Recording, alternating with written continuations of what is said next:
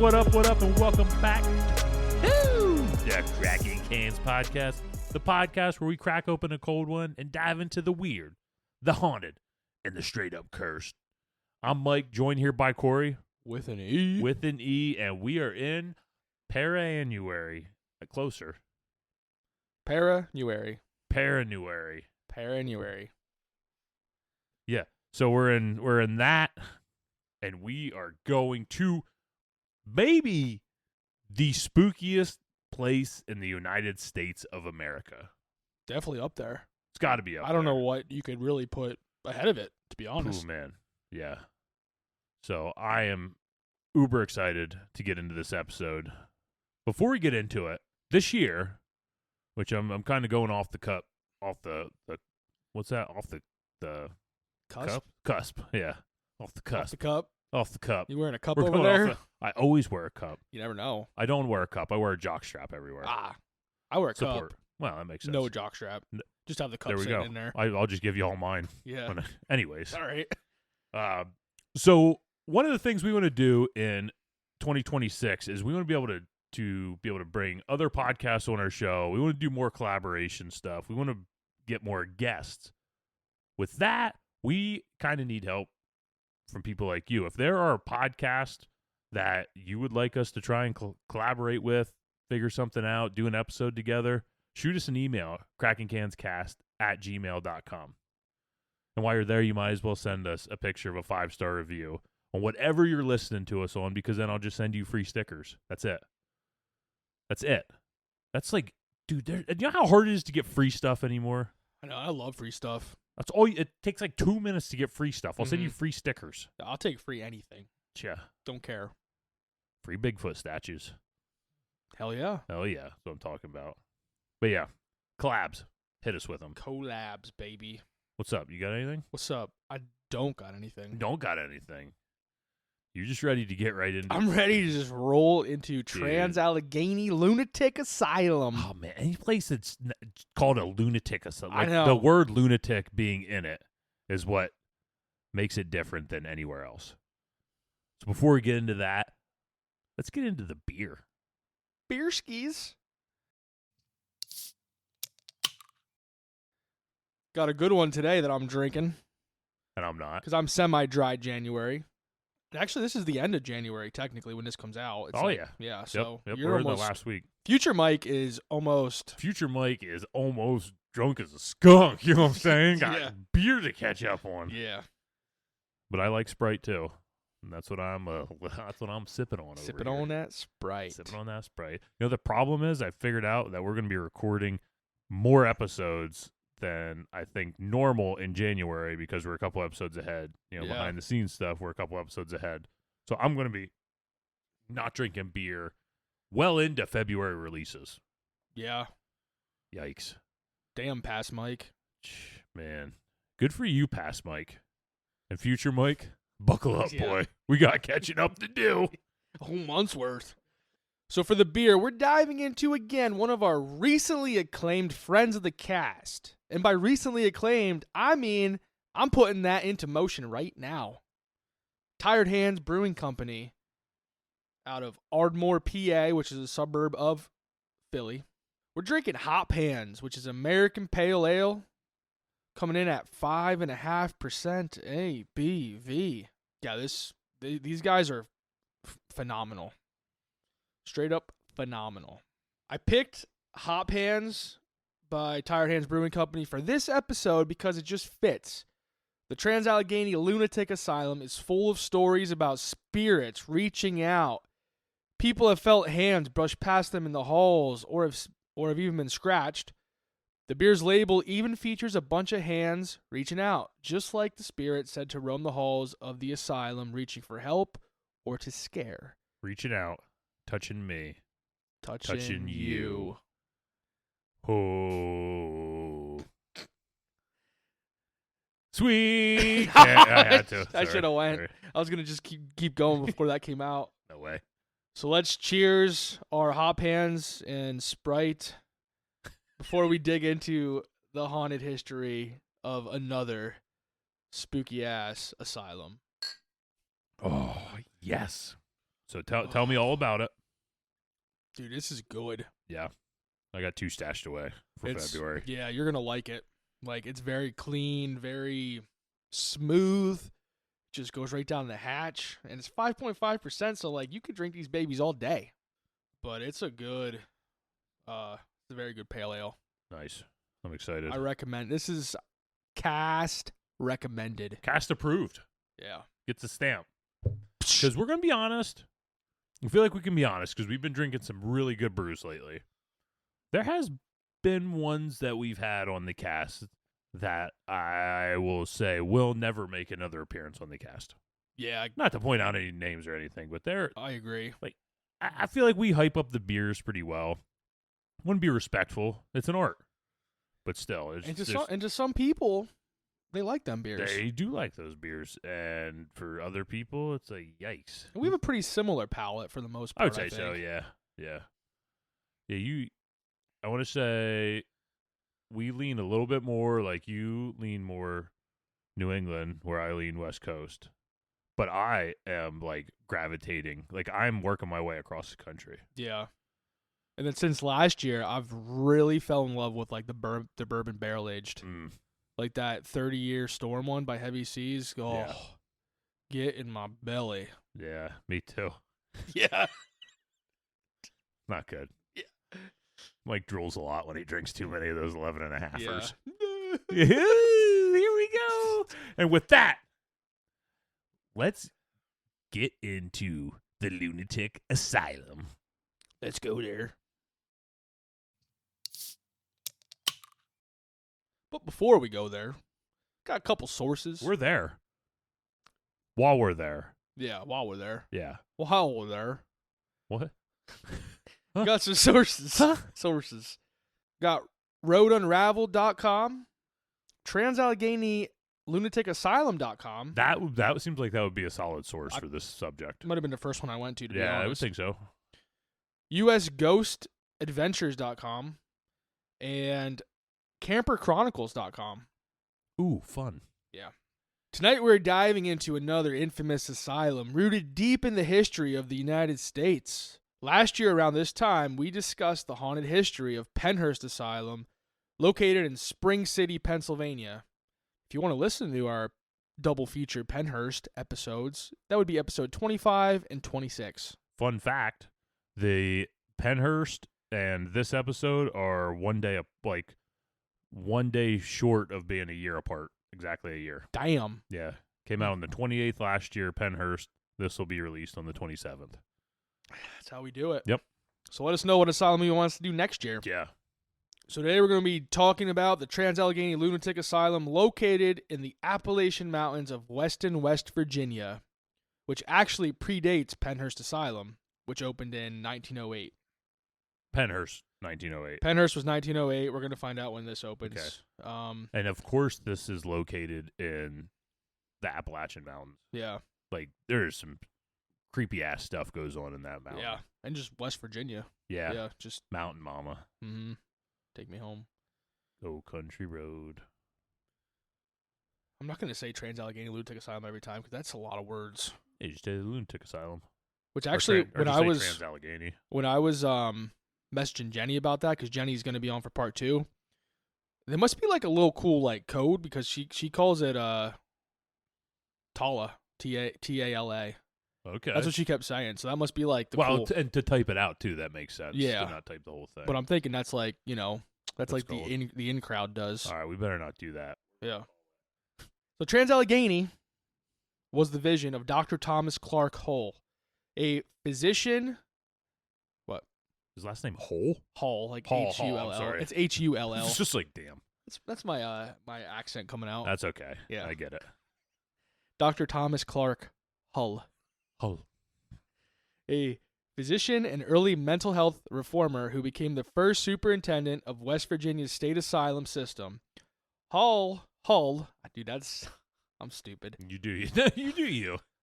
Hull designed the facility following the Kirkbride plan, a design plan created by psychiatrist Thomas Kirkbride, which emphasized long wings, natural light, fresh air, and a structure layout. Everything intended to help patients heal. His goal was to create a modern, humane hospital where architecture itself played a role in treatment, making the building as much a part of care as the doctors and staff within it. That makes sense because a lot of these places, I feel like, do look similar in a way. Yeah. So he wanted them to, feel like they're in a... Right, get like the fresh air, not air, just like they're stuck in a building in a prison, all the time. Makes sense. Which is ultimately what it turned into eventually anyway. When it was built, it was perched in a quiet valley of the mountains. The Trans-Allegheny Asylum is surrounded by dense forest and rolling hills. So like when it was built, it was more remote than it is now. Because they kind of built up around this place now. Like you have the town and stuff, and there's houses and streets and stuff like really close to it. But like when it was built, I mean, it was in the middle of hills. Totally isolated. Yeah, isolated.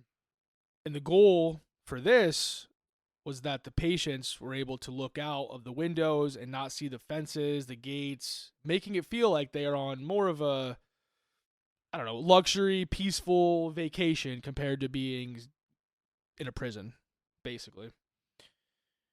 Now, Weston, West Virginia is a smaller town, or I guess it's considered a city. Like I said, it was built up over the years, but it's still considered rural. The population was around 3,900 in 2020, which is just a smidge smaller than our hometown, Mike. But it's really close. Like it's only off by like a couple now hundred. Or back then? Like now. Okay. Like our population now. And this was... But their population... This was like their last population in 2020 was 3,900. Okay. So back then, I don't know what it was. Gotcha. But just now, so right now it's very similar pretty to us. the same as ours. So this behemoth of a building towers over the city just like the Big G does in ours. Oh, yeah. Oh, yeah. The main building is 1,300 feet in length and sits on 600 acres of land. And in case you out there follow the metric system, the size of this building equals 3.6 football fields. Ooh. Thanks. American football fields. Now I know how big American football fields. The facility is basically this one monstrous building with some other buildings sprinkled around it. Like the medical center where the infamous lobotomies took place. But the big building on campus, like the one you see in pictures and stuff, that's where like all the wards were, the administration buildings, a couple other things in there too. The Trans-Allegheny Lunatic Asylum was constructed between 1858 and 1881. The main building, like I said, is the largest, and it's also the largest hand-cut stone masonry building in North America. Oh, that's crazy. Yeah. Dude, these asylums are so architecturally beautiful. Because I feel like it's hard to say the place like this is beautiful. But when you see the pictures of them, a lot of these asylums, they're like works of art in a way. Yeah. I agree. And that's how they intended them to be, too. Get that government money in there flowing. Construction began in 1858, but was put to a halt in 1861 due to a pretty big event in our country, the American Civil War. Mm-hmm. Wait till how it's kind of cool how it ties into like the Civil War. You people over in Europe, you might know the Civil War is the only war we lost over here, but we also won. Yeah. So, really, we won. America. Go on, Corey. Union soldiers moved into the unfinished building and turned it into Camp Tyler. Throughout the war, the asylum changed hands between Union and Confederate forces, and several raids left it drained of supplies and resources. One of the earliest raids was especially unusual. It was basically a bank robbery. Early in the war, Union Colonel Erastus Bernard Tyler arrived in Western with a group of armed soldiers. Officially, they claimed they were there to arrest Confederate sympathizers, but that wasn't the real reason. The real target was gold. Virginia had $30,000 in gold coins stored in the exchange bank money meant to pay the asylum's construction workers. There's gold in them there shells. Yeah, they had all this gold stocked up so that they could pay the construction workers building the asylum. The state planned to seize that gold and use it to help fund the Confederacy. When the Union caught wind of the plan, they moved fast. Colonel Tyler and his men took the gold first, without resistance, and sent it under heavy guard in Wheeling. That gold never helped the Confederacy. Instead, it helped fund the restored government of Virginia, which just 2 years later became the state of West Virginia. And then construction eventually resumed, and in 1964, the asylum opened its doors to its first patients, though the building was far from finished. So they opened it in 1964, but they continued to... Yeah, because you said it was like 1980 something, or 1880 like when it was something. when it was done. When it was completed. Yeah. It was 1881 when it was completed, so 17 years after, So yeah, in 1864, a final raid had stripped the asylum of all food and clothing meant for incoming patients. Despite the disruption and the ongoing Civil War, the facility opened under the name Weston State Hospital. See, that's a lot nicer. Yeah, which it would carry for decades. Today, it's better known as the Trans-Allegheny Lunatic Asylum, a name far more familiar than it was during its 130 years in operation. So that's like what it's called today, but it was never officially called that. I mean, it makes it more appealing to, like, tourists. Yeah, tourists, ghost hunters, stuff like that. Yeah, because if you just say, like, Weston State Hospital, I'm like, okay. Yeah, that sounds fun. But you go, Trans-Allegheny Lunatic Asylum, I'm like, yeah. Hell yeah. Yeah. Dude, just the whole thing. About that whole name. Yeah. Yikes. Construction continued intermediately for years with new wings, towers, sections added as funding allowed. In 1871, a 200-foot clock tower rose above the main building, and in 1873, a separate wing for black patients was completed. By 1881, the asylum was largely finished, finally achieving the original architectural vision and becoming the second largest hand-cut masonry building in the world. Well, glad to see they're so progressive. Putting the black wing in. Yeah. So we don't want to let these people with all these, I don't know, mental illness, we don't want to let them intermingle. It could get crazy in here. Yeah. And by that time, well over 700 patients had already been admitted, despite the facility being designed for only 250. Overcrowding would remain a persistent problem for decades, a challenge common to many Kirkbride-designed hospitals. So keep that in mind. It was designed for 250 people. Yeah.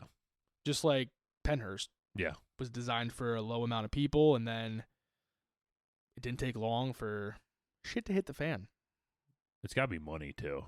Money's got to be the biggest reason. And I think, back then, too, they weren't allowed to turn people away. Yeah. Like, they had to take them. Which doesn't make any sense so, in a way. You know what I mean? Like, I get that you can't turn people away. Yeah.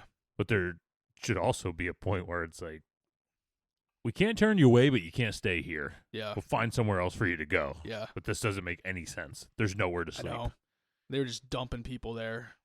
Life at the asylum. In the earliest days, life at the asylum was probably decent, at least by mid-19th century standards. The building was designed for ample sunlight, space, and fresh air, and the 600-acre grounds allowed patients to roam. Because the asylum was largely self-sufficient, patients could learn trades like farming, sewing. They were also like doing all kinds of different things outside. Like they were actually, when this place opened, it seemed like a good place. Like the vision, the idea behind it was like solid, and it seemed like it was working. It was a good place, at least in the beginning. Was this place built to be self-sufficient like Yeah. remember how Penhurst was? With the, Yeah. So it was built the same way? Yep, it's kind of built the same way, yep. The asylum quickly filled beyond capacity. By 1881, there were 700-plus patients. By 1938, 1,600 patients. By 1949, nearly 1,800 patients. And by the 1950s, there were around 2,400 patients. 2,400 patients in a place that's built for 250 patients. Yeah. And granted, I think they added on some areas, but like still Not enough. Not enough. Yeah. No. Like they were well over capacity. So let's just say, hypothetically, you get all these places. 500 people could be the capacity then, maybe. Yeah. Because they're still, staff-wise, they're still staffed for the 500-person capacity. Yeah. It's crazy. Yeah. Overcrowding, scarce resources, and insufficient staff led to deterioration. You did. I just said that. Yeah, you were right on. Freaking right on. Right on. Freaking peanut butter and jelly right here That's going. right. Led to deteriorating conditions. Violence among patients increased, sometimes resulting in tragic deaths. One nurse went missing and was later found dead at the bottom of a stairwell. And there are accounts of patients killing or severely injuring one another. For a facility that was designed for one patient per room, quickly turned into staff adding a second person in the room, followed by a third, fourth, etc. So they were single-person rooms that they were just stuffing with Just people. pushing beds in there. Make it work. Yep. Staff implemented bed-sharing strategies where a person would rest for 8 hours, then have to give their bed to another person who would then rest for 8 hours, and so on. So they had like shifts. I think they did that at Penhurst, I'm pretty sure, too, I as think part so. of it. You got like a bed for 12 hours. Yeah. And then you, Yeah. All right. Corey, your turn. Yeah. It's all warmed up for you. I only pooped in it twice. Yeah. Which is just, that's nuts. The patient population was so out of hand that they were trying everything at this point to accommodate them. They were putting people in hallways, stairwells, basements, pretty much anywhere there was space to put a bed, they were putting beds. Like they were converting other common rooms and like group areas, they were just converting them into just dorms basically. Because there were just so many people. So then on top of it, not just the fact that everybody's cramped in rooms, now you're taking the places they can go to get away from their cramped rooms, away from them, and filling them and making them more cramped rooms. Yeah. Yeah. The next section I'm going to go into is probably my favorite in the whole episode. Okay. I'm going to go over the reasons patients were admitted. And I think it's kind of like amusing looking at it today just because of some of the reasons that people were admitted here back then. But I'm sure back then it was no joke. But looking at it now, it's like, you fucking kidding me? Like, you could be admitted to a asylum for that? Like, that's ridiculous. Mental health care was still in its infancy back then, and the definition of insanity was extremely broad. People did get admitted for legit mental health and behavioral diagnosis. However, some of my favorite ones I'm going to go over right here were actually from an old paper from the asylum stating for reasons that people were committed there. And I'm ranking my top 10 out of the 86 on this document. And we could post the document later on social media so you guys can see the full thing. Follow us on Facebook, Instagram to check out the document. Number 10, imaginary female trouble. So basically, if a man's thoughts, behavior, or emotional state around women seemed extreme, irrational, or disruptive, the 19th century medical system might label him insane and commit him to the asylum.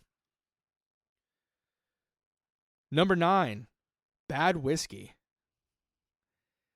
I'm most certainly sure it doesn't mean this, but folks, make sure you drink your whiskey before it goes bad. I don't know what else it could mean, though. Yeah, probably some kind of alcohol poisoning. I mean, back then, you Yeah. don't have the storage that you did now. Then you're in the Appalachian, so you have moonshine and stuff like that that's going to be circulated, Yeah. Got some shiners. Maybe the stuff isn't quite up to snuff. They say it can make you go blind. Yeah. Can also send you to Trans-Allegheny. Yeah. Yikes. Rather be blind, I think. Number 8, kicked in the head by a horse. And I get this can cause a TBI, but why does it have to be worded like this? What if I get kicked in the head by a mule? Then am I good?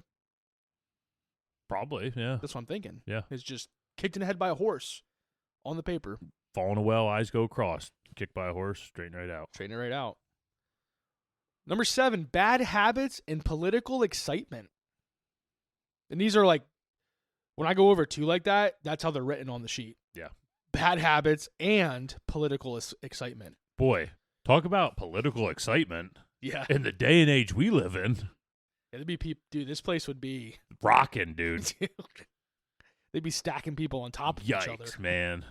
I was thinking that too, and I was There'd be a lot of blue hair on one side and a lot of just angry rednecks on the other, and they'd be just screaming at each other. yeah. Be awesome.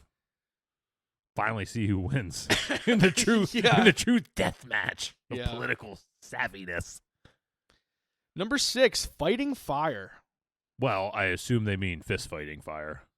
So there's a fire at your house. Instead of getting water, you just start just Boxing. Yeah. shadow boxing that thing. That would make sense. You probably should go to the asylum for that. Yeah. After the burn ward. Yeah. They added one of them for the people that were admitted for fighting fire. Yes, they had to. Yeah. Yeah, the whole section. Yeah, about in the 1890s, that's when the fire people were coming in. Yeah. They're not firefight. I mean, they're not firefighters. They're people that fight fires. Yeah. Fighters Huge of fire. Huge difference. Fighters to fire. I don't even know what you'd call them. I don't know. But Fire space fighters. So it's not one word. yeah. Fire space fighters. Yeah. Fire space Yeah. fighters. They're not fighting fires in space, folks. What are you thinking? This is crazy. Number 5, shooting of daughter. So, folks, you can shoot your son. Don't shoot your daughter. Okay. Justified. Yep. Number 4, novel reading. That makes sense. And I looked into it a little. So some physicians believe that reading fiction could excite the imagination too much, leading to emotional or mental disturbances. While you're out there reading your books, you ain't farming the fields like you should be doing in society at this time. Getting down to my favorite 3 now. Okay. Number 3, snuff eating for 2 years. Oh. So make sure you stop on day 729 before you hit that second year mark. Yeah, dude, imagine what your freaking guts would be like if you just ate snuff.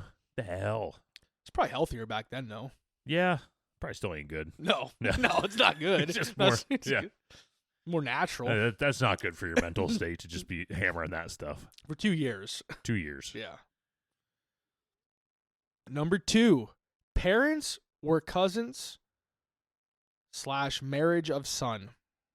Well, inbred, yeah, that makes sense. Welcome to West Virginia, folks. Yikes. And then my favorite.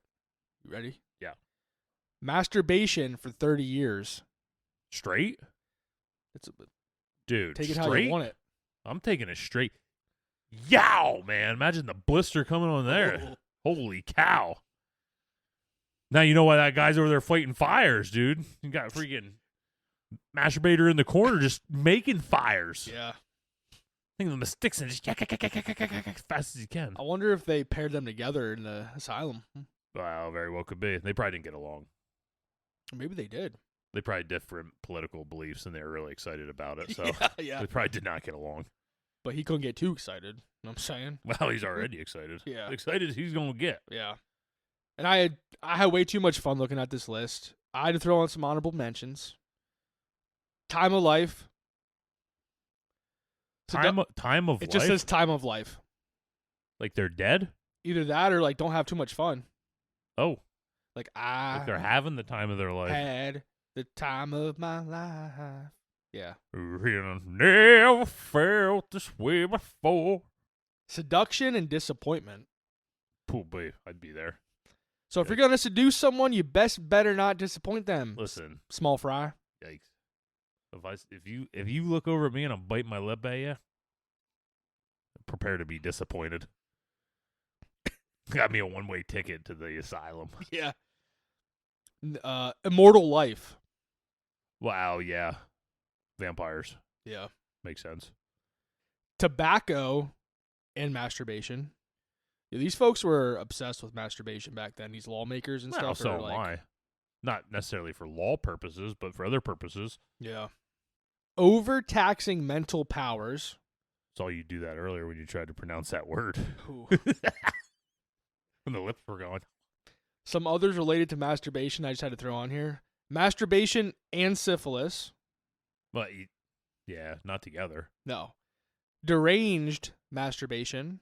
Well, could you imagine some dude just like giggling, looking you square in the eye, just going ham? You know what I mean? And then suppressed masturbation. Well, I'd prefer that. I think. I think that's okay. It wasn't though. I don't think I can get it. I don't think I can get behind that. The rest of the list made perfect sense to me. It just gave you a thumbs down on there, just so you know. Don't think I can get behind that. It gave you a thumbs down because we can't get behind that. That was above your head. Can't get behind that because that's me trying to telepathically tell you thumbs down. So, quite the list. We're going to post that when the episode comes out so you guys can read the rest of them. Or we won't because we'll forget. We but will we forget. might. Just email we'll us forget. to remind us. Yeah. When we forget. Do your part. Listen, I know my buddy Justin listens to this podcast every week. Remind us, Yes. Justin. Text me as soon as you hear it around Yes. noon on Tuesday. The Atlantic Shitty group chat. Yes, please. There you go. And back then, as you guys could see, pretty much anyone could be committed by anyone. There didn't need to be a doctor's order. The paperwork just needed to be filled out by pretty much anyone. So you could be bought. Like if I'm the paperwork filler outer person, you could probably be bought. You know what I mean? Yeah. Bring him there. Here's $4 and here's this guy. Like, oh yeah. He looks like tobacco and masturbation. Yeah. We'll throw him in there with the firefighters. Yeah. We'll get to learn. He'll be really good at shadow boxing by the end of his stay. He's already got them fast hands. Yeah. So what I did now is I made my top 10, another top 10 list here real quick, that would get someone committed into an asylum today if I based the crazy reasons from back in the 1800s, but made them more modern. Okay. So here we go. All right. Number 10. I want you to, after every one, I want you to just say yes or no whether I would be committed for it or not. Oh, okay. Yeah. Forgetting your login password. Yes. Yeah, for sure. I've texted you multiple times about our password to get on multiple. I don't know about this one. I don't think you would this one. Okay. Not putting your shopping cart back. Oh, no. No. Oh, no, Yeah, no. And see, this is, so once I put that one, I had to be careful because I didn't want to just start putting all my pet peeves. Yeah, that's true. That's true. But that's like one of my biggest pet peeves. Yeah. No, I would not be committed for that. I'm saying no for that. I'd be committed for yelling at somebody for that, though. Yeah. Driving with your damn dog on your lap. No. No. Yeah. Your dog could fit on your lap. It though. could, but I'm looking pretty good now. Yeah. Leaving streaks in the toilet. Yeah. Yikes. That'd be a life sentence there. They're going after me. Yep. Binge watching entire show seasons in one night. Past Mike? Yes. Father Mike that has no time to actually sit down and binge watch a show? Yeah, I'm good now. Kids cured me from that. Yelling at smart devices that refuse to listen. Yes. Yeah, absolutely. Having an obsession with hot redheads. Yeah. Look at me. You don't think I freaking dirty talk myself in the mirror? Ooh, the next one for sure. Erectile dysfunction. Oh, yeah. That's legitimate. That's no joke. If you or a loved one suffer from ED, reach out to the cast. We can get through this together. We are the cast that get hard when you can't. And we will help you We will. get hard if you Oh, can. yeah. And stay hard for life. All right. Next one. Not making your man a sandwich. I'm not making you a sandwich, so go ahead, commit me on that one, too. The next one. Sticking stuff in your butt. No comment. So, yeah. Shit's ridiculous, but honestly, I feel like that's how the list was back then. Just With- stuff like that. With stuff in the butt, do you think a Matchbox car would count? Yeah, Okay. I think so. All right. I think anything. Because it was worded sticking stuff in your butt. Anything in your butt. Okay. All right. Yeah. No comment. So, yeah, let's take a beer break. Beer break. I need you to look at something then. Let me look at my gloves. Yeah. We'll be right back. Medical treatments. Well, we're back. We're back. We're back. Now we're going to talk about medical treatments for your ED. This freaking dude. He's raring to go. Yeah. Medical treatments for your erectile dysfunction. Medical. Contact, what's Cryptid and Cold One's number? I'll get that. We'll also post that on our Yeah. social media. Your ED issues, contact them. Ask for Kyle. He's a specialist when it comes to ED. He will treat all your issues. Yep. And if you get anything lodged in your butt, they'll probably know what to do with that too. Yep. Sorry, John's dad. Damn it, I was just going to say that. I was just going to say that, you son of a bitch. But yes, I want to say it. Sorry, John's dad. Yeah. Apologize. Disgusting. We're disgusting. Yeah. Let's get into medical treatments. All right. Let's go there. As the years went on and the hospital became overcrowded and underfunded, treatment shifted away from care and towards control. Controversial therapies, heavy medications, and experimental procedures began to define daily life for many patients, and not all of them were helpful or humane. One of the most common drugs used was chlorpromazine, better known as thorazine. Well, why is it better known as that? Like, that's what it's... I gotcha. Yeah. That's a street name It's for easier it. to say, too. Thornies. On the Thornies. street. It was introduced as a treatment for psychotic disorders, but at Trans-Allegheny, it was often overprescribed. Rather than helping patients function, it was frequently used to keep them sedated or catatonic, making them easier to manage. So they were just medicating them with these different drugs to just pretty much make them into zombies. Yeah, just zombify them. Yeah. Just so they didn't have to deal with them, really. Yeah. Well, they couldn't deal with them. Yeah. If you're a staff worker, you can't deal with this many people in these kind of conditions. Yeah. So they were just loading them up with drugs so that they would just be over there, like, fucking out of it. Patients were also regularly given laudanum, an opiate commonly used for pain. In a hospital already filled with vulnerable people, the widespread use of such a powerful narcotic left many patients heavily medicated and dependent. Beyond medication, more extreme treatments were used. Insulin shock therapy was one of them. Patients were injected with large doses of insulin, intentionally placing them in a coma in the belief that it could reset the brain. Survival was not guaranteed. What a dumb thing to think. Yeah. Just going to reset your brain. Yeah. I know. When I went right in there, hit the old on-off switch and gave it a hard reset. Electroconvulsive therapy, commonly known as shock treatment, was also performed. Electrical currents were passed through the brain to induce seizures, sometimes with little understanding of long-term consequences. Wet packing. Patients, sometimes agitated, manic, or hallucinatory, were wrapped in cold, wet sheets for hours or even immersed in icy water. The theory was that the shock of the cold would calm the nerves. In reality, it was often traumatic, dangerous, and sometimes even deadly.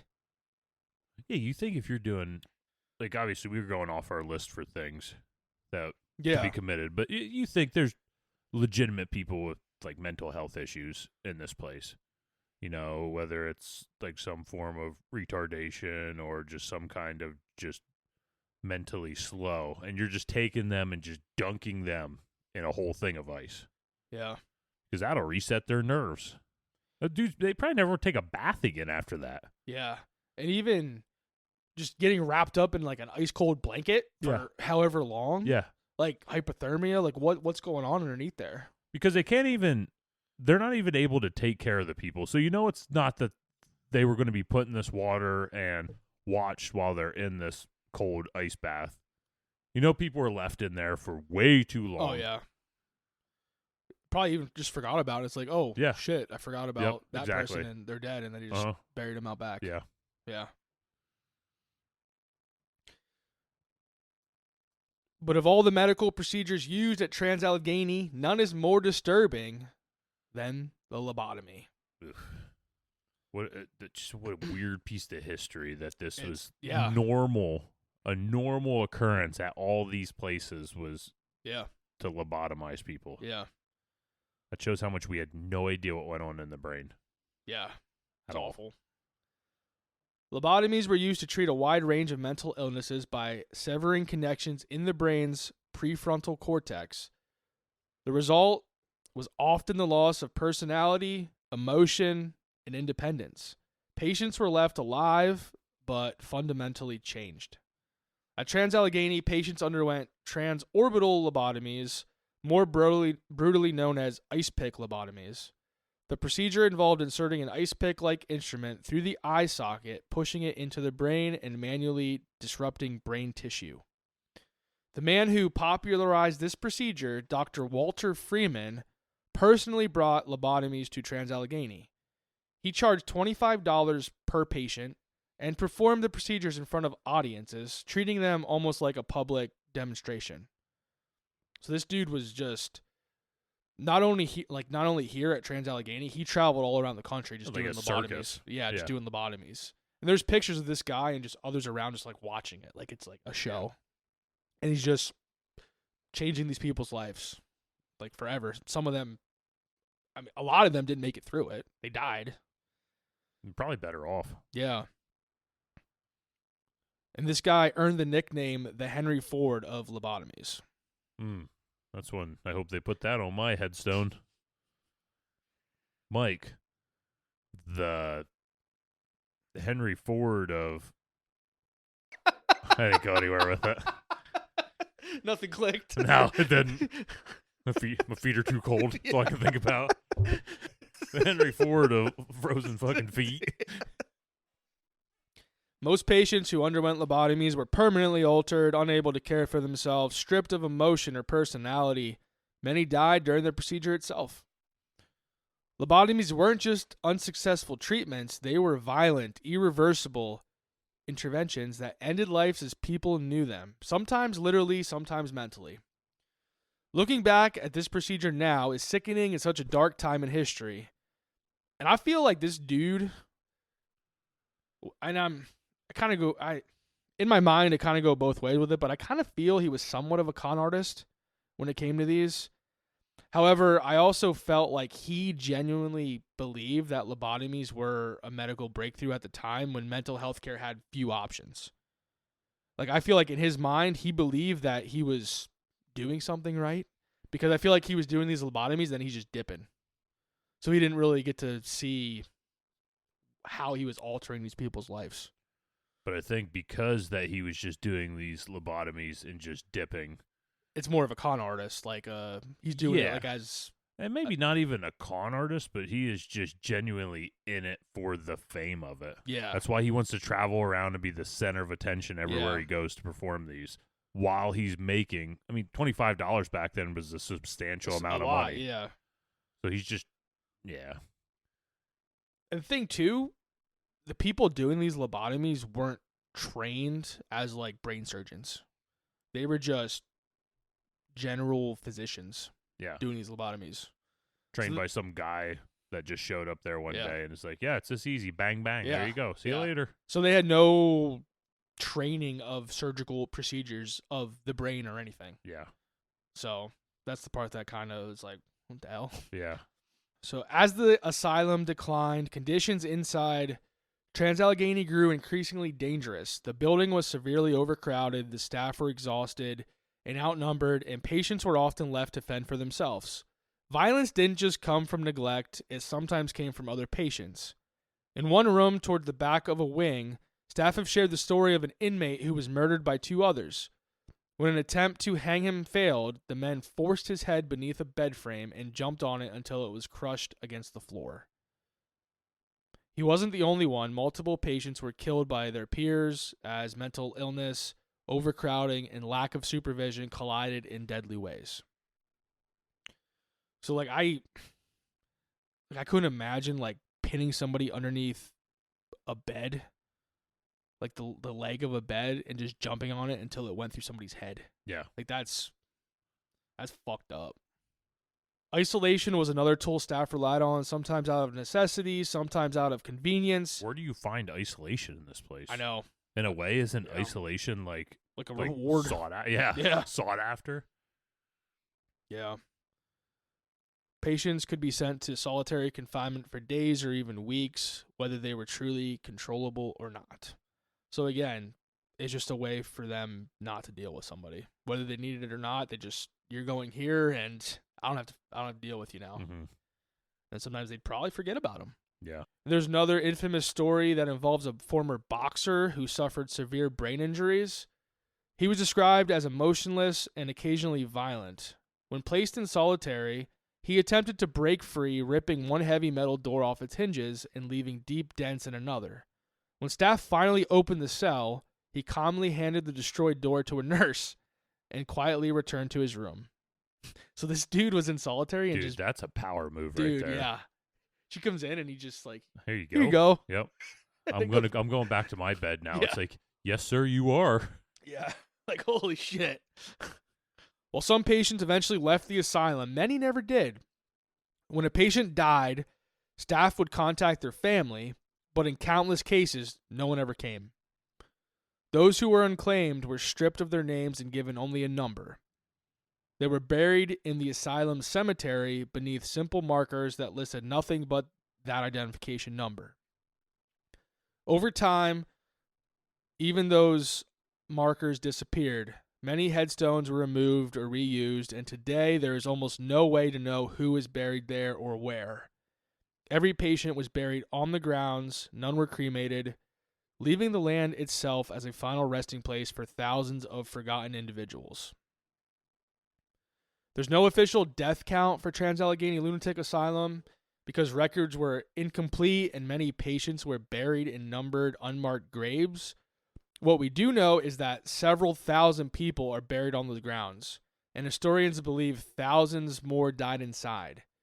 The hospital, over its 130-year history, some estimates even suggest the total number of deaths could reach into the 20 to 30,000, though the exact number may never be known. If you figure, too, there were a lot of people born there and died there. Mm-hmm. You know, and nobody out there's going to be keeping track of somebody that's born in there and died in there. The place was open for 130 years. Yeah. That's crazy. Yeah. So there's probably a lot of people that died. Yeah.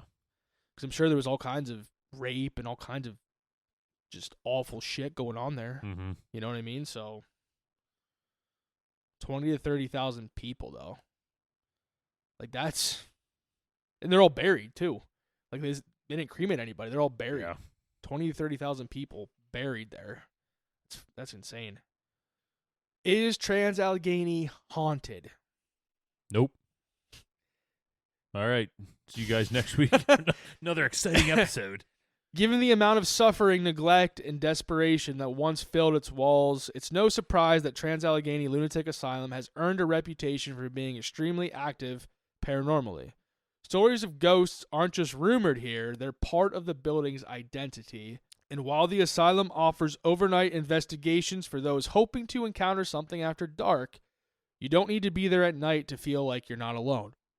Several spirits are well known to staff and guides. One of the most talked about is Lily, believed to be the ghost of a young child who spent most of, if not all of her life at the hospital. She's described as playful, often associated with laughter and games, and visitors have reported objects like balls moving on their own near the area tied to her story.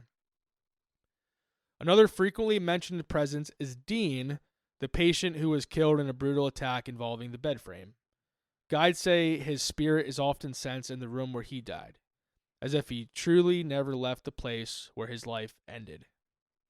Even during the day, the asylum carries an unsettling atmosphere. Walking through empty hallways, past rooms filled with peeling paint and rusted furniture, it's easy to feel like something is watching, or waiting. According to both guides and visitors, spirits have made themselves known in many ways: doors slamming shut, disembodied screams, unexplained lights, and floating orbs. So whether you believe in ghosts or not, Trans-Allegheny has a way of making people question what's still lingering inside its walls, and whether some of its former residents ever truly moved on. Trans-Allegheny was forcibly closed in 1994. So this place was open until 1994. We're alive. This place was open. Yeah. Closed in 1994 due to changes in patient treatment. The state notified them that they would be closing the facility in 1980, and they began to close. So in 1980, they were notified that this place was going to be closed, and then it took 14 years until the last patient was gone.